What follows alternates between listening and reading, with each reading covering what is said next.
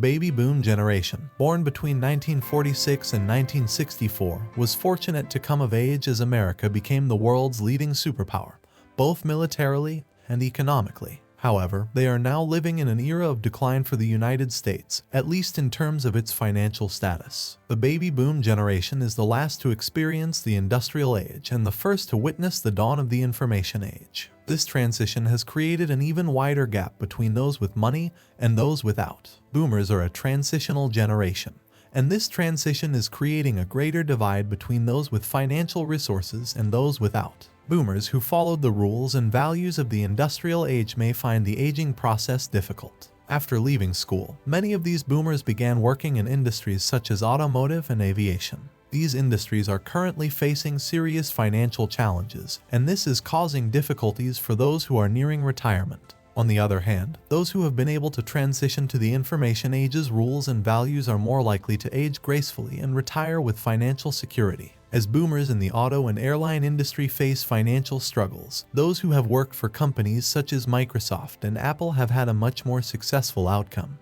As this generation ages, the difference in wealth between industrial age boomers and information age boomers will be even more prominent. How boomers will fare in the coming years will depend on which set of rules of money they followed, the rules of the industrial age or the rules of the information age. As the first wave of baby boomers were graduating college, the world was beginning to change. The Vietnam War, a costly conflict that deeply divided the nation, started in 1971. The following year, the United States abandoned the gold standard. In 1973, the first oil crisis occurred, followed in 1974 by the passage of the Emergency Wage and Price Control Act. In 1971, when the first baby boomers were leaving college, gold was valued at $35 an ounce. The value of gold has risen dramatically, reaching $700 per ounce today. This is just one example of how the US dollar has lost buying power over the years. Baby boomers who bought homes in 1971 have seen the value of their homes increase drastically. For instance, my father purchased his home in 1968 for $50,000. That same home is now worth $2 million.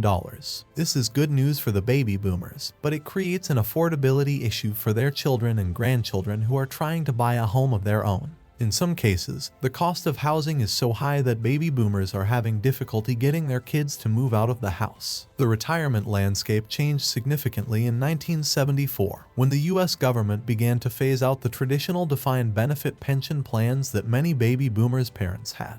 As a result, many baby boomers have no pension at all, or if they do, their defined benefit pension plans are in trouble. Without any financial training in school, many baby boomers were left in the dark when it came to understanding the differences between a defined contribution plan, a savings plan, and their parents' pension plan. Millions simply handed over their money to financial experts, not knowing what was happening with their money. In 2000, the stock market crashed and woke many of those boomers up to the reality that their retirements may not be that secure. Many found out that their experts had less financial training than they did. In 2006, baby boomers were hit with a real oil crisis, not one that was politically contrived like the one in 1973. After buying gas-guzzling SUVs, the price of oil was expected to rise to over $200 a barrel, and possibly even higher in the near future. Prices in 1973 were around $3 a barrel, showing an incredible increase in the price of oil over the past few decades. This has caused a significant financial strain on many baby boomers who have been hit with an unexpected oil crisis. Those who are relying on fixed income sources to cover their retirement expenses may find that their money does not go as far as it used to with the rise in oil prices. If the cost of gasoline reaches $10 per gallon,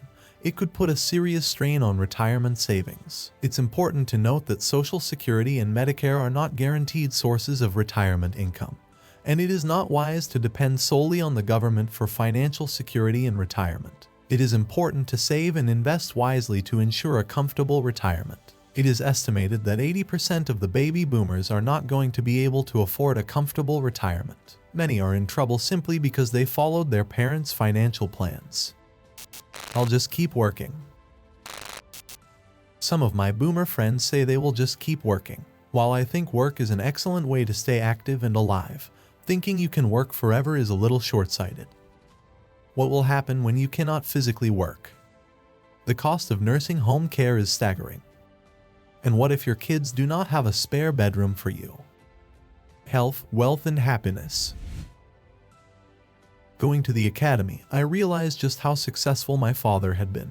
He had been the head of education, was highly esteemed by his colleagues, and had been honored for his service. Despite this, he did not have health, wealth, or happiness. His health had been declining due to his 2 to 3 packs of unfiltered cigarettes a day habit, and he eventually succumbed to lung cancer. He had made a lot of money, but he spent it as quickly as he earned it and failed to save or invest. His lack of financial planning and investment cost him dearly in the end. I think my father was hoping his teacher's pension, Social Security, and Medicare would provide for him in retirement. Unfortunately, he was not happy. The more successful he became, the more the stress of his job weighed on him. He was rarely home and couldn't attend any of my sporting events. He was always on the go, visiting schools around the state and attending PTA meetings, but not his own children's PTA meetings. Despite his success, he was unable to find the time to enjoy life and be present in his own family. Health and wealth are measured in time. Measuring health and wealth is relatively straightforward, but happiness is much harder to quantify. When you visit a doctor, they will take your blood pressure, run blood tests, and may even do an MRI to evaluate your health. Similarly, if you apply for a loan, your banker will likely ask for a financial statement or credit report in order to determine your wealth. Both health and wealth are measured in terms of time, but it is much harder to measure happiness. For example, if you are ill, the doctor may say, "You have 6 months to live." This means you are definitely not healthy. If the average life expectancy is 75 years of age, and you are 60, then you are running out of time. Forbes magazine once defined rich as $1 million in income a year. So, rich is measured in money, wealth is measured in time. For example, if you have $10,000 in savings and your monthly expenses are $1,000 a month, then your wealth is 10 months. Many of us allow fear to run our lives, not love. For example, many people work, not because they love what they do, but out of fear of being fired or not making enough money. Many people invest out of the same fear, not having enough money. And many people are unhappy because they are not in love. Robert Kiyosaki.